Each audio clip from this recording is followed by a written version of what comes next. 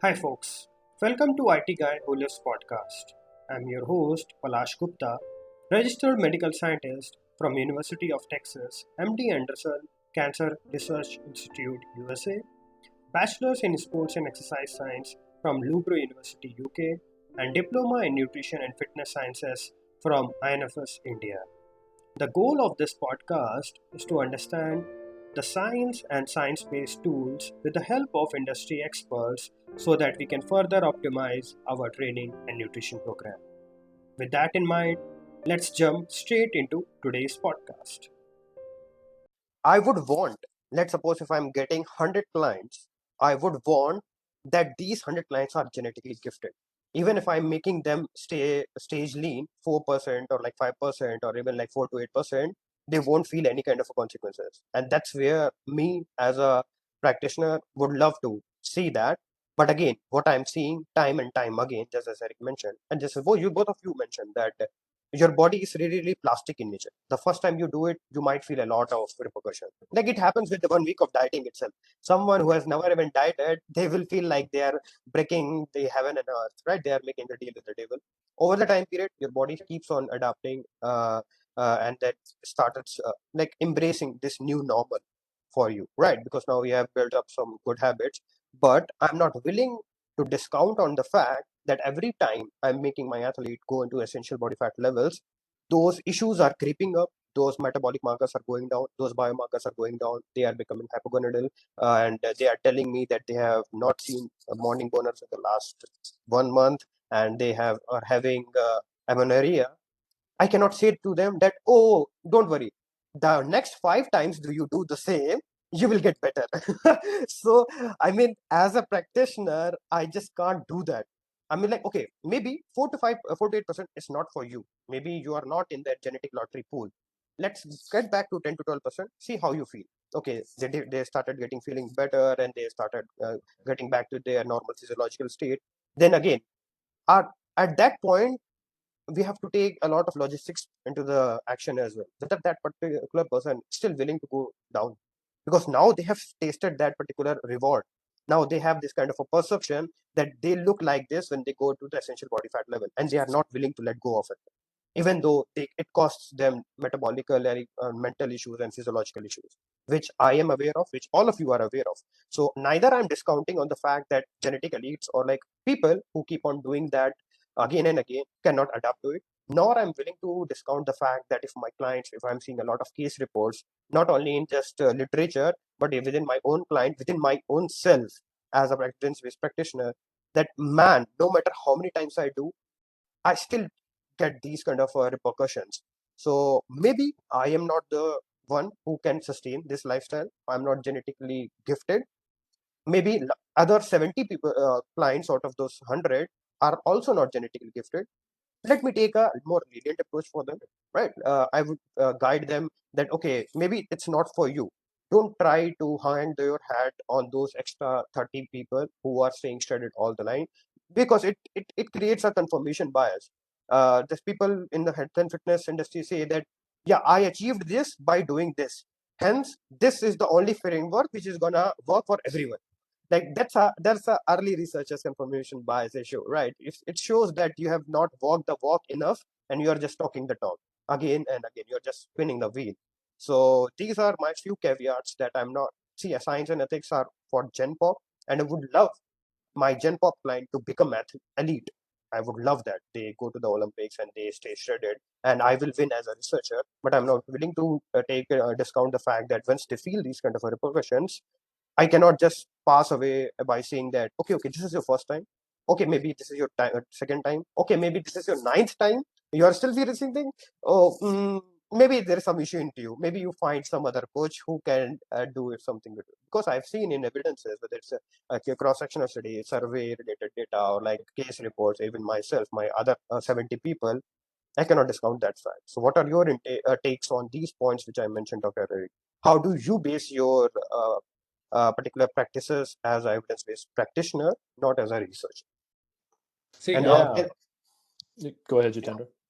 Sorry. So look, your points are excellent. They're great, but I think the whole purpose of the debate was to actually find out if these issues are as common as you're talking about, and if there is any relationship between, let's say, our low levels of body fat percentage, which I think all of us agree on that low levels of body fat percentage first does not have a direct relationship on athletic amenorrhea. Second, it could be leptin, right?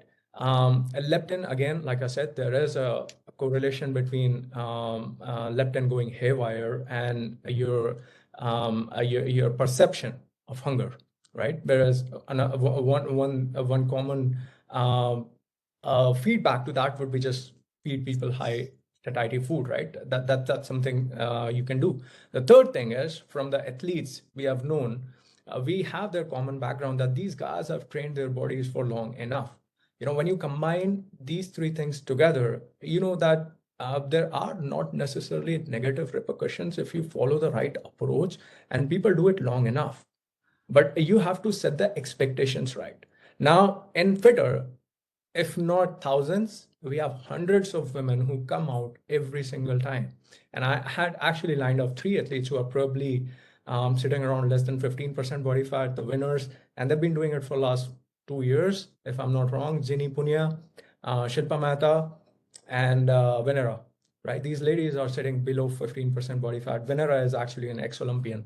And two of them are actually mothers, right? Ginny was overweight. She was around 108 kgs, and Shilpa was around 88 kgs. So two of them were overweight. They had different kinds of issues because hypertension, blood pressure, and all of that is now gone. Now they are looking amazing. They are athletes, and they have adopted this lifestyle. So who am I to tell them, hey, if you are who am I to tell them otherwise? Tell me something. If somebody comes to me and says, hey, I want to look great, feel great, what's the harm in that? I just set So the this, expectations right. I use a much lighter framework, which is, hey, look, you're going to get there, but it's going to take time, slow progression. That's what I can do. so you make them stay at that for below for 15% year around, year after I year. don't make that decision. I don't make Yeah, that yeah, decision. exactly. So this is what I Look, we again know that somebody let's can stay. We, yeah, we yeah, know that let's people can stay at essential levels of body fat this is what I percentage. mentioned, I don't right? think, which I Exactly. don't So think is a disagreement. no, no, no, yeah, I completely agree with that. So I You told mind you, if I I think, mind yeah, if yeah, I I think, make a comment? yes, exactly. I would love to have Eric share his thought. I think this is why social media and marketing is so powerful, and not for any disingenuous reasons, but when you put forth a specific framework and it is successful, the natural human inclination is to focus on the successes, unfortunately. Yes, unfortunately. Um, the people who win a challenge, am I surprised that the person who won the challenge is an ex-Olympian? No. you know, like that probably co-varies quite well. And Yeah, there 100% are people who will be able to stay at essential levels of body fat. We can visibly see them. I don't think that's the question. But what we can't know, and what I think the evidence would in every way refute, except for having a randomized controlled trial to back it, which we I think already established is an unreasonable level of evidence to have in this discussion, is that because some people can stay lean, that therefore everyone can. Someone can make that claim, but that is simply a belief that is not yeah, founded on anything except anecdote. And I'm fine with that. If someone has seen a lot of anecdotal evidence, have used this framework, a lot of people are staying lean, I think anybody can do it. So long as they don't claim that that's based upon evidence that is anything above the lowest level of the hierarchy. And that's all good. I think we just also have to appreciate that for every one example where I have seen, because I have a lot of experience working with people too, who do stay lean, who are shredded, who I talk to backstage. It's like, hey, what was your diet? Yeah, I dieted 4 weeks. And you're like, what? You dieted 4 weeks and you're shredded? You're like, well, I only had to lose 3 pounds. Like, so you walk around 3 pounds over stage weight and you hate the person for the rest of your life.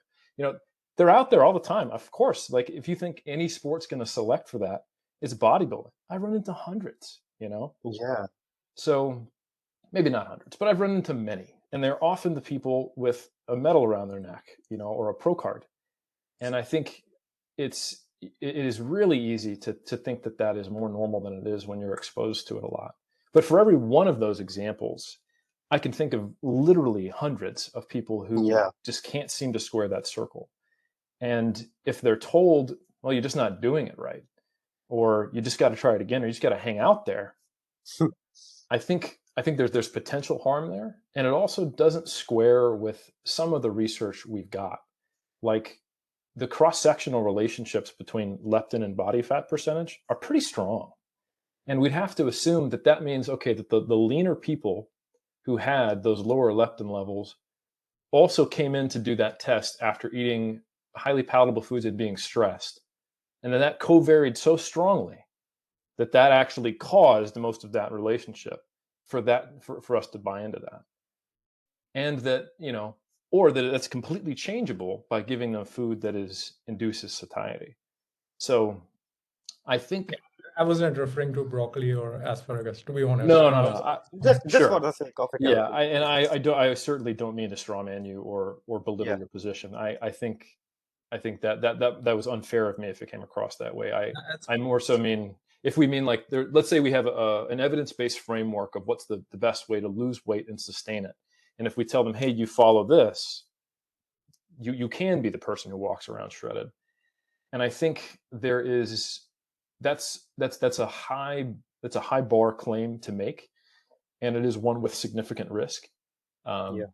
And I have seen many of the people I know who follow results which do get them shredded, elite athletes. And I mean, like, what do most people do? They copy elite athletes. And what are most people not? The elite They are not athletes they elite copy, athletes. So Exactly. I think we have to be careful there, because you could say, hey, look at this example of this guy who's shredded, and here's what he does. And yeah, you can guess that 99.5% of his followers on Instagram are doing that and are not achieving it. Yeah. Maybe it's just time spent there. Well, then we got that whole gnarly baseline correlation of leptin and body fat percentage. Those aren't people who dieted to get there. They're just walking around like that. So it starts to create the circular kind of logic pattern where it's difficult for me to really wrap my head around even leaning in the direction of thinking, yep, everyone can be shredded. I think everyone does have the dual intervention model, and everyone can walk around leaner than the higher intervention point. Yeah. But I think not everyone is going to have a modifiable lower intervention level that is equal to essential levels of body fat. And I also think, just from an evolutionary biology perspective, I don't know that we'd be here today if we could.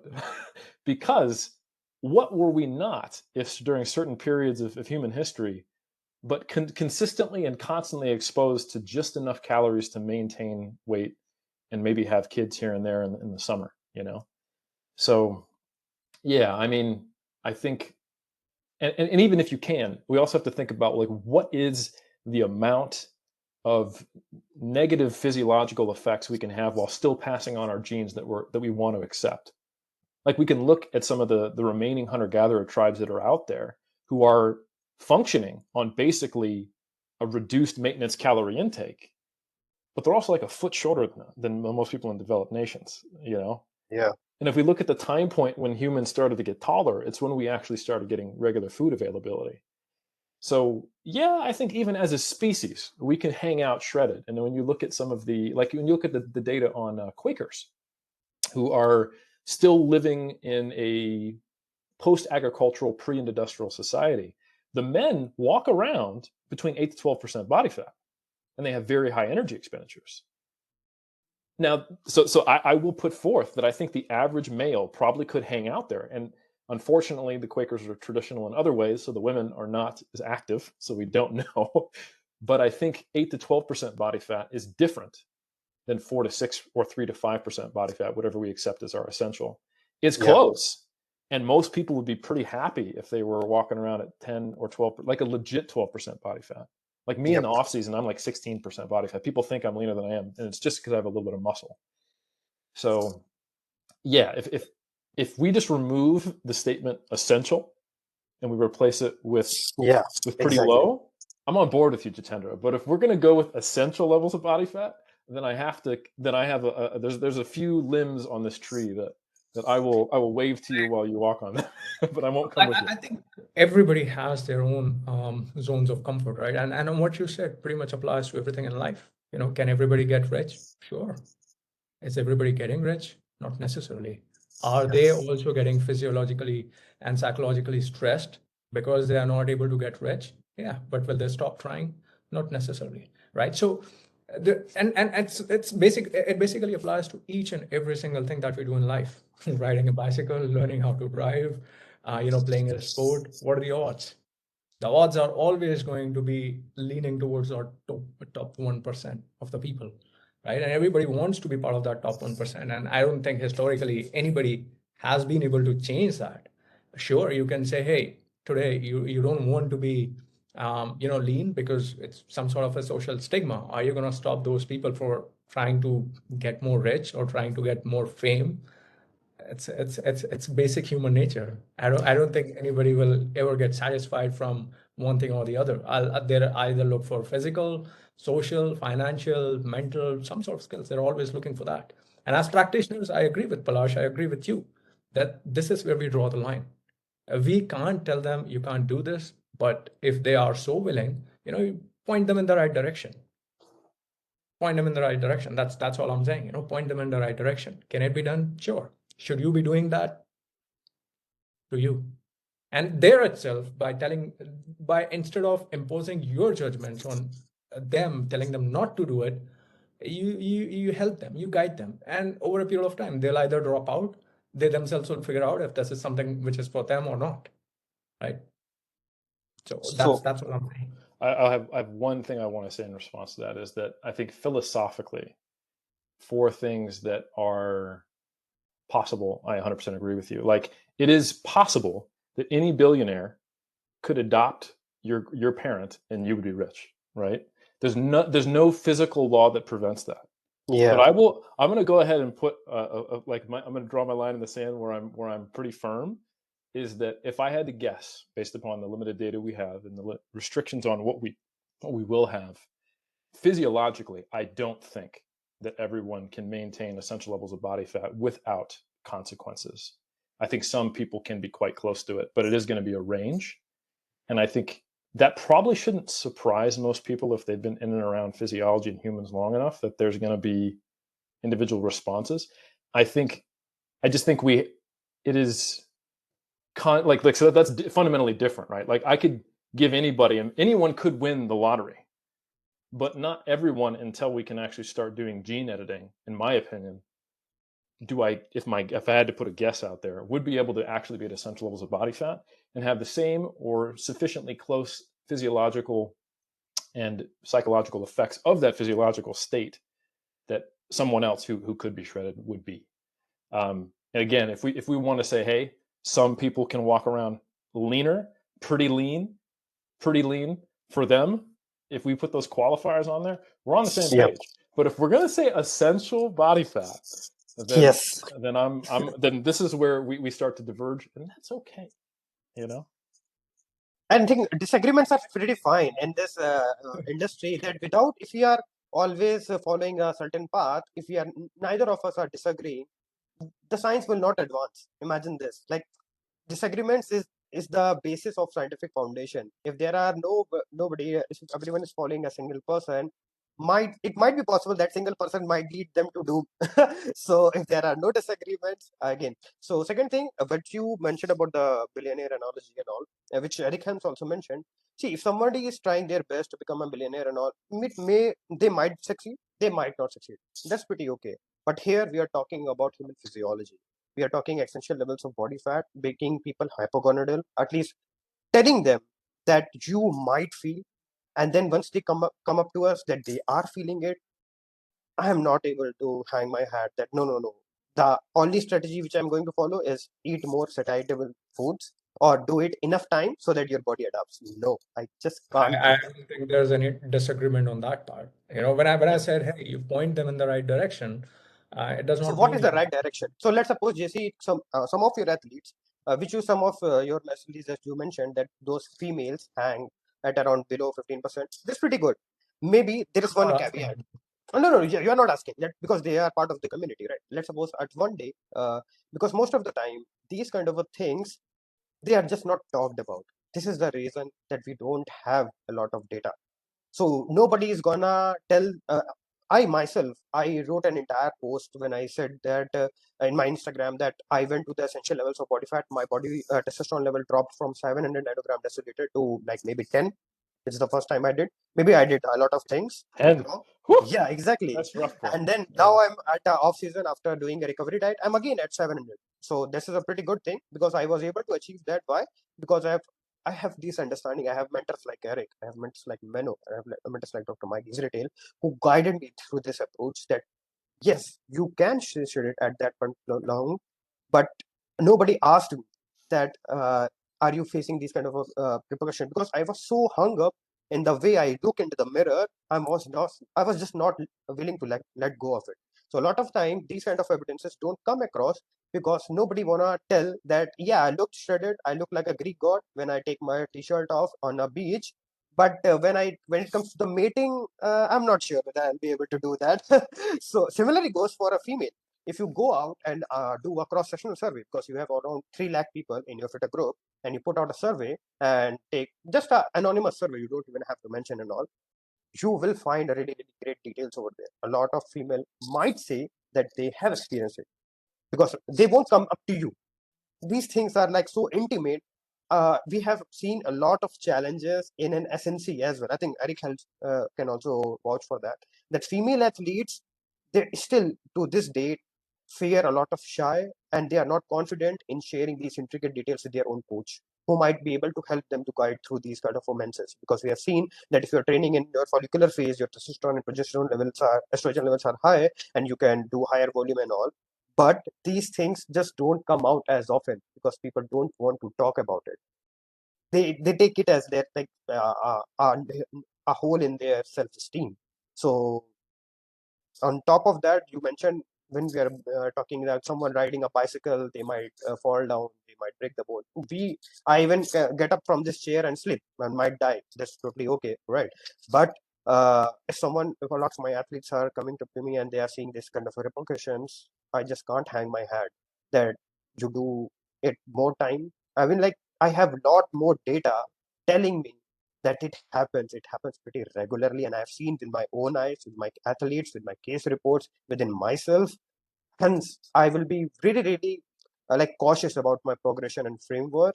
And the last thing what I will do is the first line of medicine is do no harm, right?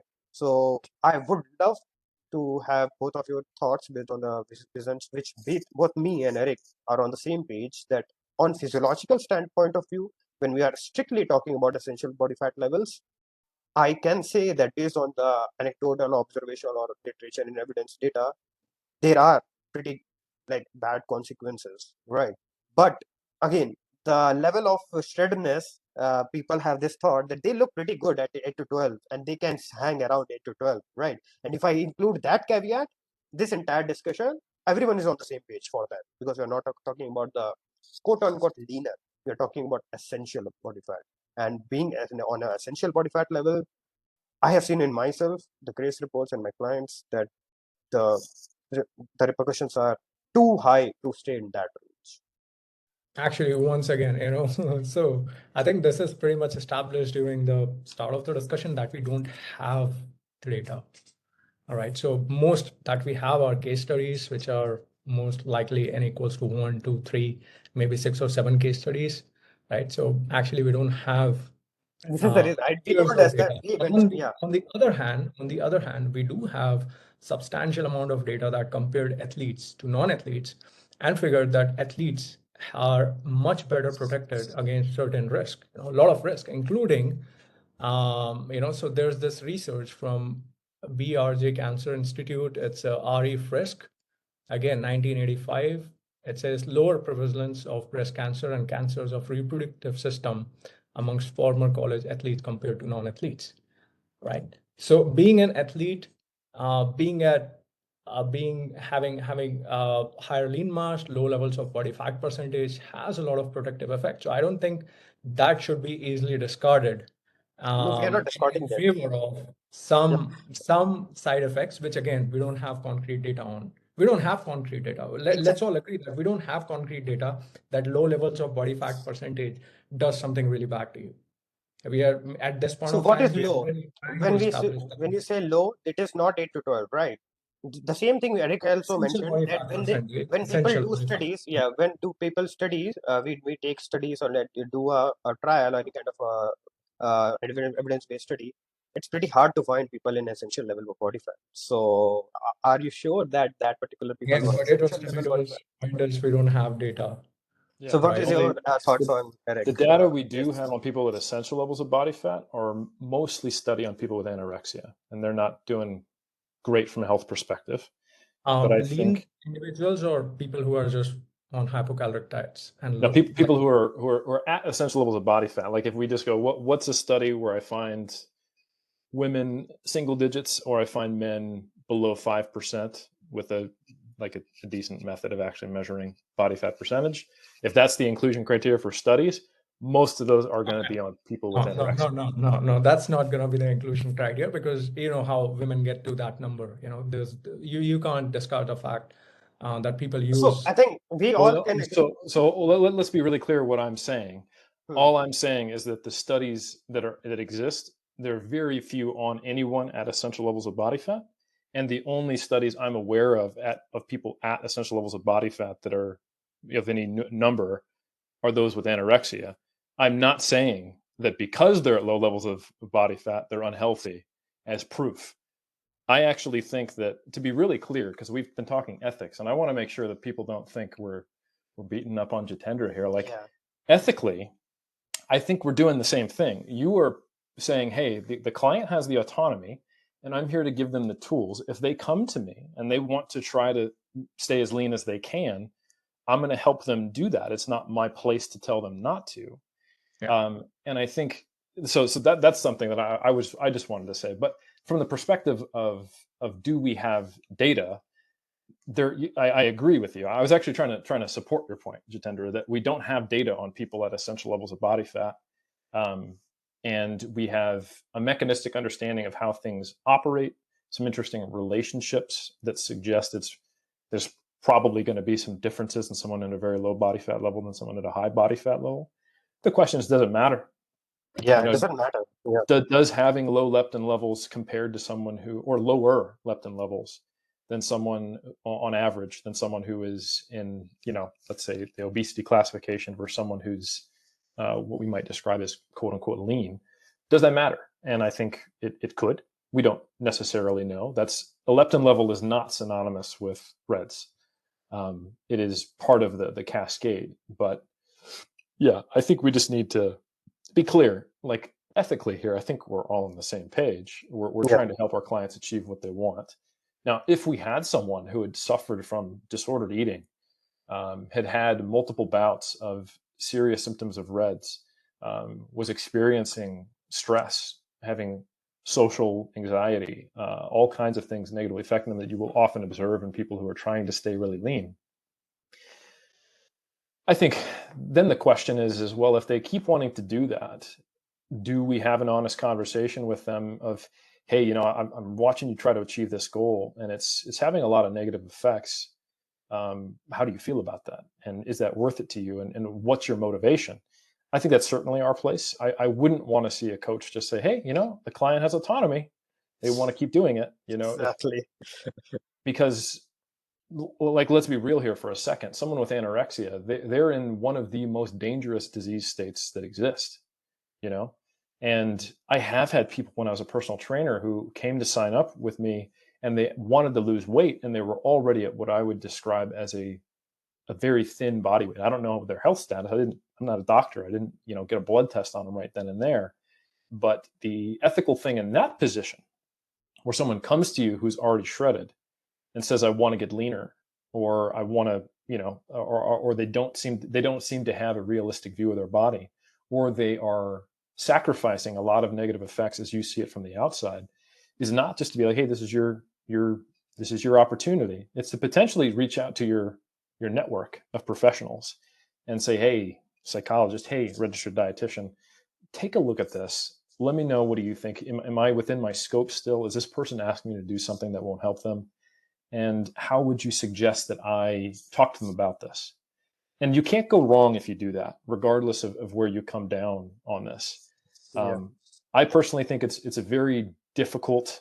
It's a much harder. Like if we think about like trying to clear an evidence bar here, it's very difficult to have a position of essential levels of body fat won't have any physiological effect that you can't counteract with the methods of a practitioner. Earlier, I want to apologize for saying like eating broccoli. Like it made it sound like Jitendra's whole approach is I just give my clients broccoli, fixes everything. I'm definitely not saying that. Let's just say whatever might be the best practical approach, and I'll even say, hey, you know what?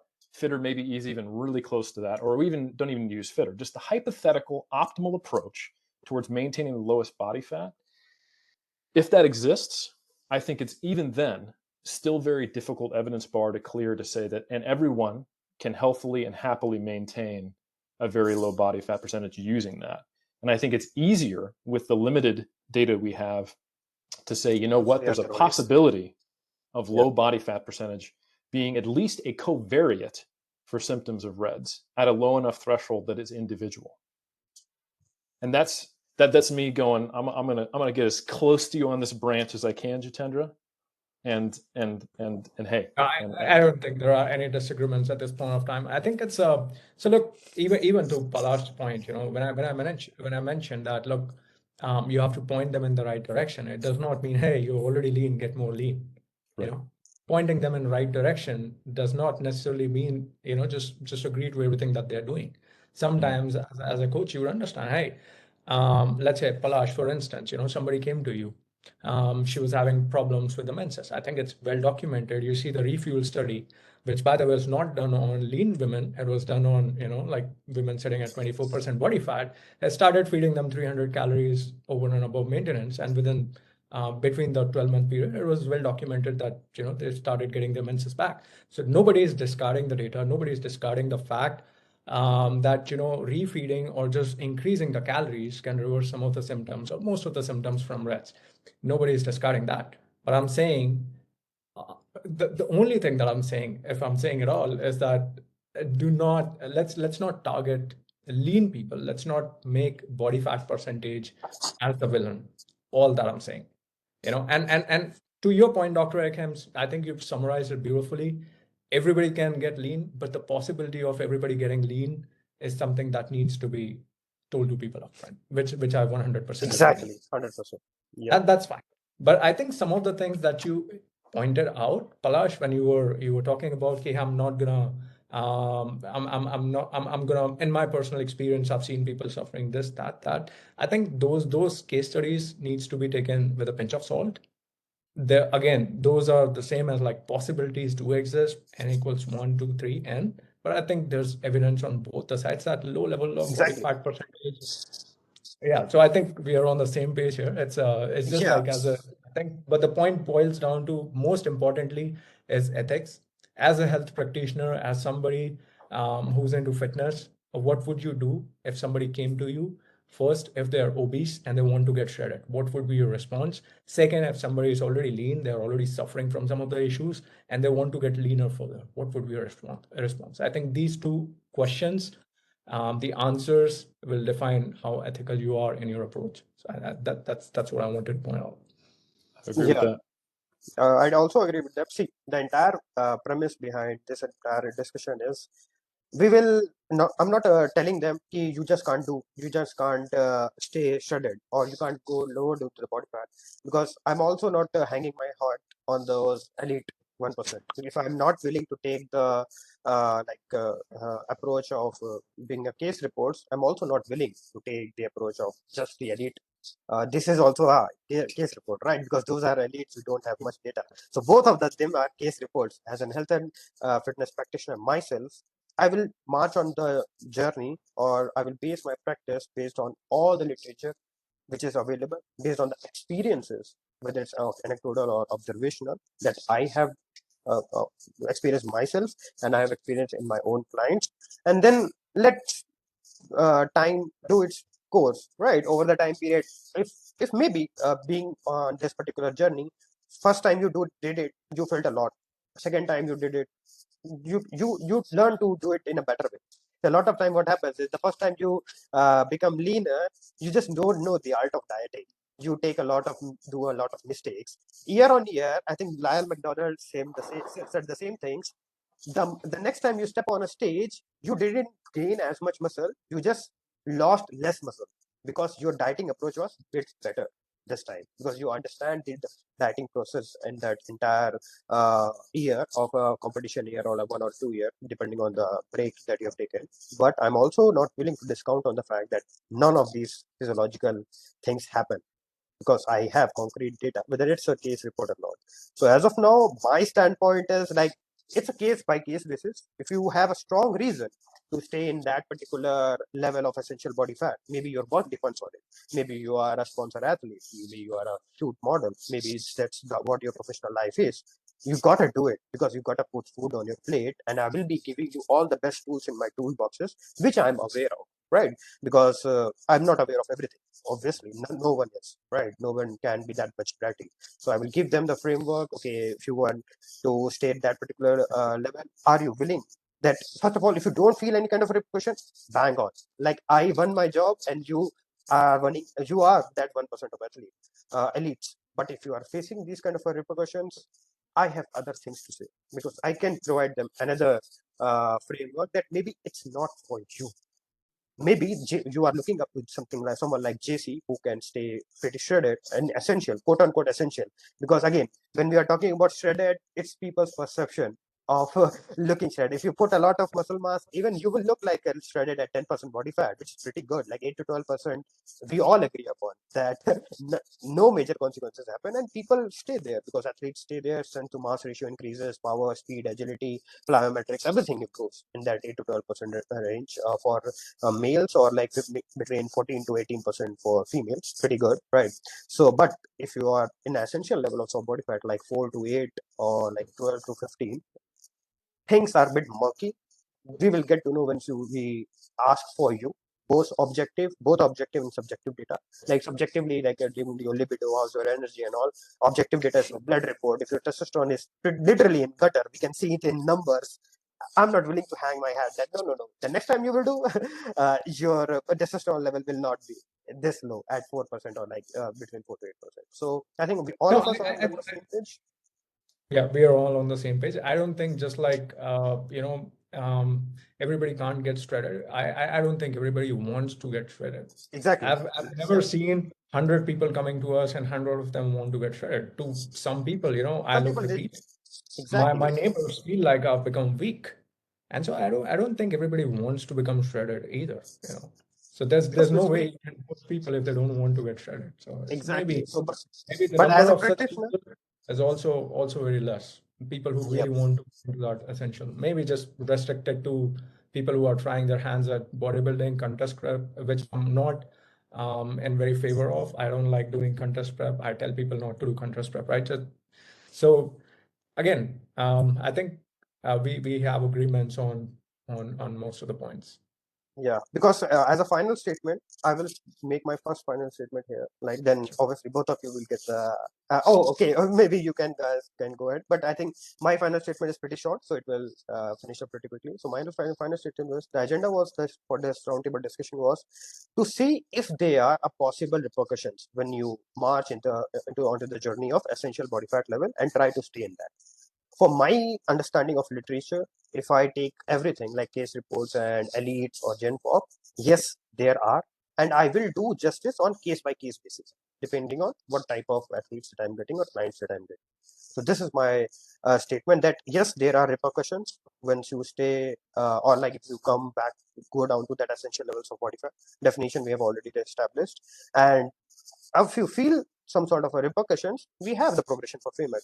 Let's gain some body fat, and along with body weight, whether it's a reverse and recovery, depending on what you like to go about.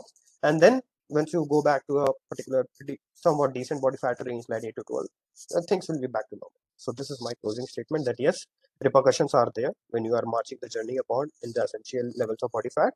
But hey, if you tend to get those repercussions, I have other frameworks. If you don't tend to get those repercussions, maybe you are a genetic level athlete, more power to you. Like you can stay studied all year around, like till your entire life. And with that, I would like to pass patent to Dr. Helms to make his final consensus statement. Like just as a Yeah, practitioner summarize. statement.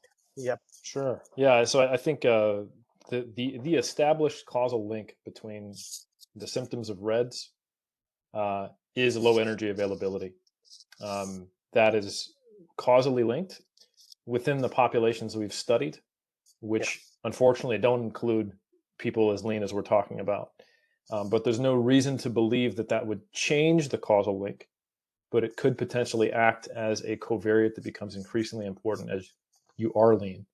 And it's easy to see how that could happen based upon the fact that the strongest relationships we see in the literature between body fat, with leptin is body fat. Um, and I think that I am comfortable saying that if you can eat in a status of high energy availability while being really lean, you can stay really lean.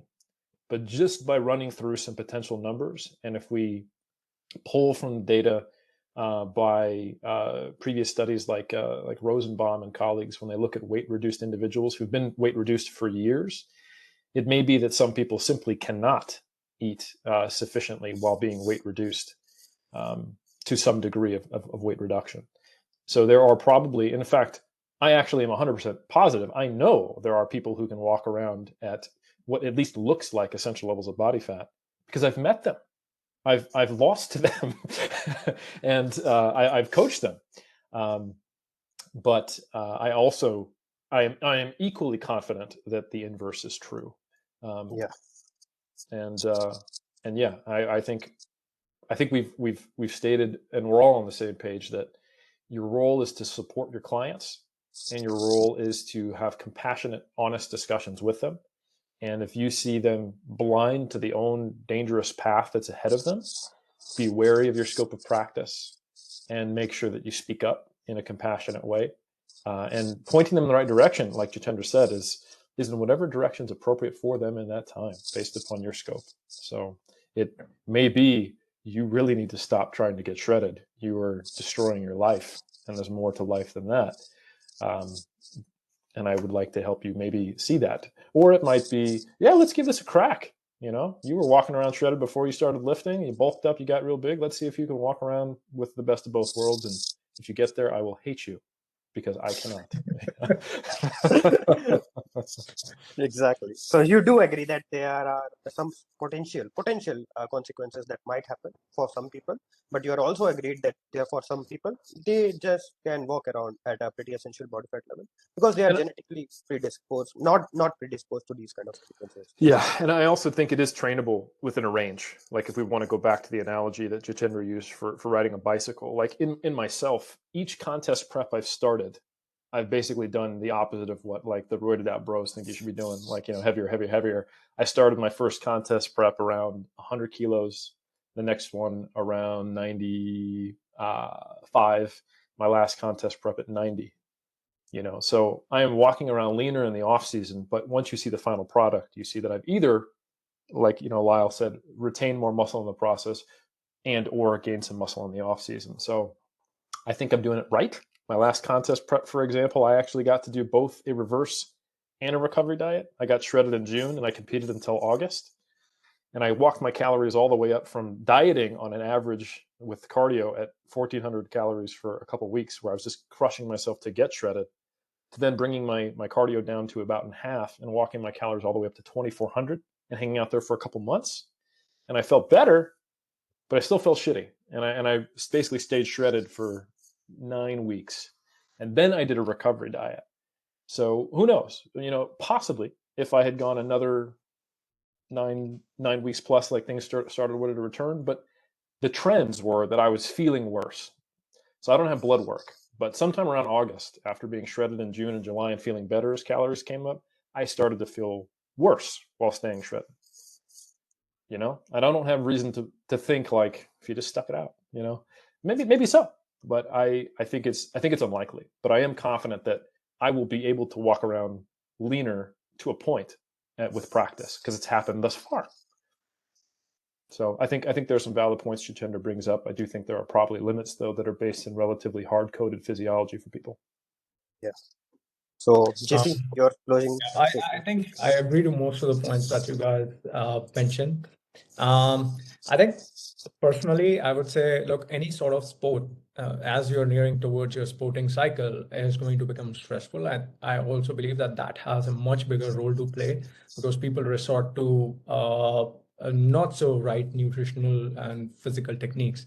And I personally feel the reason I'm able to stay shredded for such a long period of time is because I don't compete, and so I don't have that stress of competition, right? So maybe that's why my leptin levels are still cool. I don't have hunger pangs. I don't have all those like torturous um, issues which probably you described. So I think one of the thing is easing people into a level where they're doing it comfortably, and then telling them that, look, even if you want to achieve this goal, take it like riding a bicycle. You're not, no matter how much you try learning it in one day, your body just can't. It's physiologically not possible. Your brain has to develop a memory, right, for you to be able to ride your bicycle, to be able to ride a bicycle, and that basically applies to each and every single thing in life, including staying shredded. If you want to do it right way, and understand that it's going to take a lot of time and practice. So for me, I would personally say that, look, yes, there might be repercussions if you do it in a wrong manner, but if you do it right and if you be patient, sure, why not? And So, and, do and it in during the course, at some point of time, you'd probably ask them how they are feeling. If they're not feeling good, drop it. Not worth it. perfect. So, all of us are agreeing that there can be case by case repercussions, and if those repercussions happen, we are more than happy to, like, willing to help our clients or like athletes based on the progression pathways that we are aware of individually as a health and fitness practitioner. But we are also agreeing that we are not completely neglecting this fact that neither of like people who are just doing it wrong are facing these repercussions, because these repercussions are real, right? These are Sure. real. Just because I cannot hang this hat, my hat on that you are not doing it right, this is the reason that you are feeling. Maybe you are racing against time, or like you are going against your physiology. This is the reason that you are facing what you are facing. Hence, in both the ways, I think this is the entire agenda that we started, because JC opened up with the statement that no, you cannot get any kind of repercussions that if you are doing it in the right I way. simply But said that we don't have yeah, enough exactly. data, But I right? think We it's don't. a great thing. It's a great thing that we all three of us started with a different opening statement, and we learned based on the conversation, which we based on the things that we addressed in this particular conversation, and based on the elephant that we addressed, and we are always open to change our beliefs based on the evidence which are getting presented to us. That is the like essence of being an evidence-based practitioner in the first place, right? Absolutely. And I love this debate because more than a debate, I think it was more like It's an a educational discussion. Yeah, educational educational discussion. discussion. And it's always so amazing to listen to Eric. Like we've known each other for quite some time now, and like he's one of the best in the industry. So thank you so much for bringing him and yourself. Like you put forth some great points. So thank you so much once again. I'm more than happy for both of you to agree on. I'm not that. I think it's a pretty interesting caveat. Eric initially straight away rejected this proposal when I mentioned it's a debate, right? So he was like, no, no, no, I'm not up for it. Then I was like, no, no, it's not a debate, quote unquote, because it's a discussion. We are still learning every day. One cannot say anything that they know everything about the thing, right? Because first of all, we are just health and fitness practitioners. We are not anatomist or a physiologist in the first place, and we are not spending our 24 hours in a lab doing actual experiments. Yeah. We can only see the literature, we can read it, we can ask our clients, we can make them help them throughout the process. And doing all these things, we gather some sort of a data, right? Yeah, we're Whether it's getting better. Yes. yeah, anecdotal data, observational data, data from the evidences, whether there are gaps in the literature. Obviously, there will always remain the gaps in the literature. But once we summarize all these things, then we hang our hat on some sort of a framework. Okay, taking all these things into account, this might be possible. This also might be possible. Our clients might come up with this. They might be facing these kind of issue. Now we are way more equipped with all the tools in the toolboxes, that we have some tools to help almost everyone who are coming to us. And if we don't have that toolbox, the best thing we can do is we can guide them to those good people, right? Who we have a trust on. Because I cannot be that person that I know everything. I would either be a quack at that point. So these are the two things which we address beautifully in this roundtable discussion. And I'm really like happy that both of you accepted the invitation and invested 2 hours of your life from your busy schedule and addressing a lot of things, which a lot of listeners might found really great insight once they listen to it, right? So with that in mind, any like closing statements, bid adieux, and where can people find about your own individual companies and work? This is the most important point, right? Yeah. So I would like to start The with pitch. a pitch, the final pitch call. So Jesse, like where can people find you? A lot of people know you, but hey, we are open to again address the elephant in the room. Where can people find you, your work, Hey, and Anthony. yeah. Sure. So I think everybody who's watching this podcast, you guys can know more about me. Just yeah, I don't think there's much to know about me. If you want any questions, address, please shoot me an email at jc@fedor.com, and that's pretty much it. I think Eric here is the main guy. Everybody should follow him 100%. I've been following him for last 7 years or so, and it has deeply enriched my understanding on the subject matter. So thank you so much, Eric, once again. You guys are too kind. You guys are very kind, and I really appreciate that we were able to set this up. I know none of us are in even remotely similar time zones, nor any of us just walking around with tons of time on our hands. So the fact that we can make it work, I'm pleased and honored. I will say that I shouldn't even share my social media stuff because one, I'm not wearing a shirt like Jitendra, and if I did, I wouldn't look like that. And then the second comment is that he's telling you, hey, you work with me, you can get shredded and stay shredded. And I'm the one saying, oh, I don't think you can. So why would you even go to my stuff? Like, this is obviously the guy, right? But in all seriousness, if you want to, not get shredded and not be able to stay that way, because I will prevent you from doing it. No, I'm just kidding. But if you want to figure out anything more about who I am or what I do or the folks I work with, check out 3dmusclejourney.com. That is the number 3, the letter D, then musclejourney.com. And from there, you can find links to my books, the research review that we do, Mass. And you can follow me sharing those same things on my social media if you didn't get enough from the website at Helms3DMJ. And I will say that I probably didn't even need to turn it down as a debate. And the reason why I did initially is because debates for scientific stuff is very difficult to come across or to get across an appropriate debate style for people to watch.